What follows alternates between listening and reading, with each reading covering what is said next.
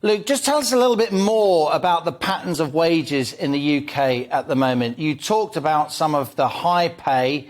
You talked about the fact that we need more bargaining power at the lower end of the wage market. But how do we get those vacancies down? How do we match the workers that employers need with people who want jobs? Well, I think the pay has to be attractive. That's a key element to any job. And then just talking about trends, as I say, people are saying it represents a 3% real terms fall in pay, what's happening at the moment. As I said at the outset, the Resolution Foundation estimate that that's the most significant fall in 45 years, from Jubilee to Jubilee, if you like, from the Silver Jubilee to the Platinum Jubilee. I think that one thing that we maybe haven't touched on in this discussion is that, you know, as you said at the beginning, nominal wages are up, but it's real wages that are down.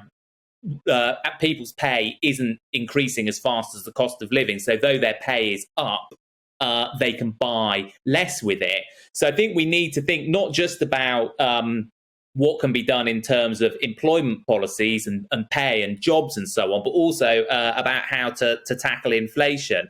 Over the longer term, I think home insulation is a really important part of that. We have scandalously inefficient homes in Britain, which means people need to spend a lot more on heating than would otherwise be the case. Obviously, you can't just sort of magic up those kind of improvements to the housing stock instantly. So in the shorter term, we need to think about improving benefits, which are mainly paid to people in work, by the way, not people, you know, even though they're working, they still can't, they're still in need of social security to cover basic living expenses.